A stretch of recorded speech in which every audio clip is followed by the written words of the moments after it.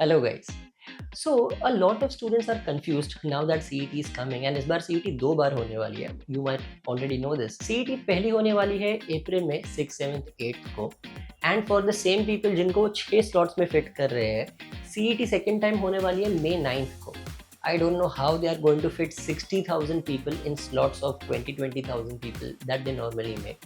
या फिर suddenly अगर centers triple कर दिए. But this confusion is not what I'm making this video for. Obviously सारे के सारे लोग second attempt नहीं देने वाले. Many students are confused and they are scared that sir मेरा first attempt का तैयारी नहीं हुआ है. First attempt मैं जाने दूंगा, मैं सीधे second attempt दूंगा और उसमें फाड़ के आ जाऊंगा. I'm like ऐसा मत करो. This is the worst decision that you can make for your kid. And also there is a lot of confusion about sir but हमें तो बोला है that sir first attempt compulsory है तो क्या हो जाएगा अगर मैंने नहीं दिया तो सर मेरा JBMS कैंसिल हो जाएगा अगर मुझे second attempt में अच्छा परसेंटाइल आया फिर भी ऐसा नहीं है. Let me explain the scenario to you. What does it exactly mean? पहले ये देखो. This is a tweet by Mr. Chandrakant Patil himself and उन्होंने खुद यहाँ पे बोला हुआ है that CET के 2 attempts होंगे.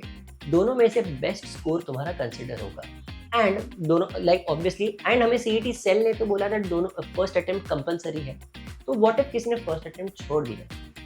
For this let's understand what happens when a person takes CMAT. Okay, historically CET एक बार कंडक्ट हुआ है एंड JBMS जाने के लिए तो CET कंपलसरी एग्जाम है ना. गलत. CET एग्जाम देना कंपलसरी नहीं है. CET का रजिस्ट्रेशन करना कंपलसरी है. Let's take an example. During my year the CMAT 100 percentiler Fahad Nizam, he is a classmate from JBMS, a very dear friend. मैंने उससे बात किया था कि Fahad how did you do like CMAT में क्या किया एंड CET में कितना आया था. ये लगे जिगर मैंने CET दिया ही नहीं एंड आई वाज कंफ्यूज. अरे पर CET तो कंपलसरी है क्योंकि मुझे भी तुम्हारी तरह कंफ्यूजन था. ही सेड जिगर ऐसा नहीं, अगर मैं CET ना दूं तो मेरा नाम लिस्ट के एंड में 0 परसेंटाइल करके वो लोग लिख देंगे.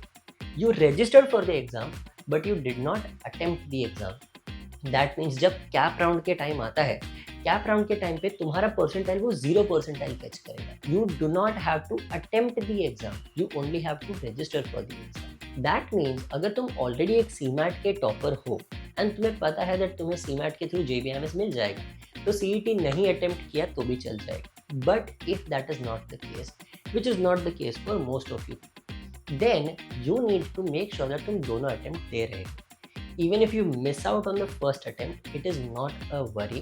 But I suggest दोनों attempt दो purely because तुम mock test देते हो, जो भी चीज़ देते हो. You guys might see this, right? मैं तो लास्ट ईयर का जब PYQ देता हूँ सर मुझे 145, 150, 160 मार्क्स आ जाते हैं.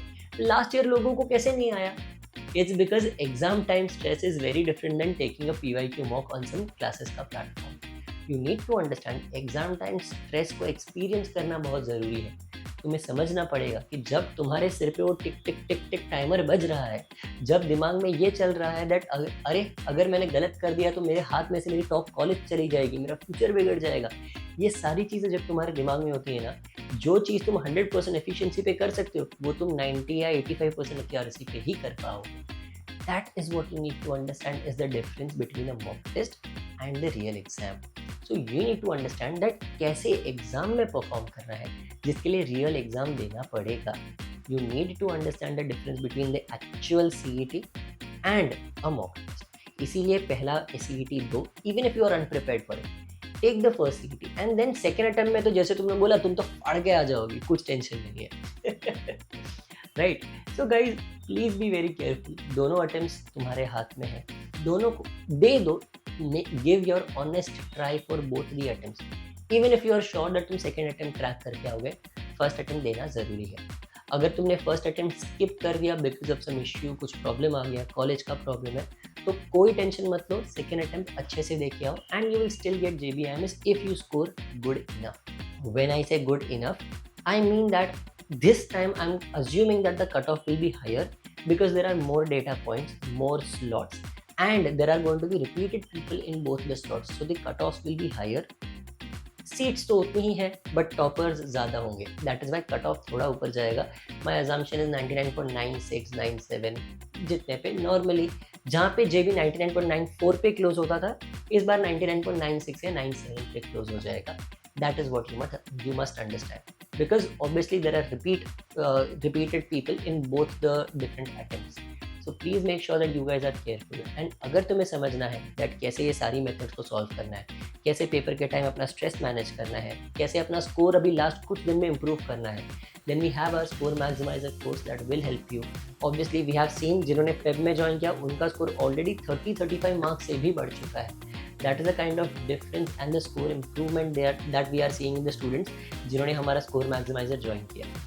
So guys, if you want to know each and every method, my strategies, how I solve my paper and end up getting a JBIMS almost every year, then this is your chance. Please make sure that you guys join the Score Maximizer course immediately.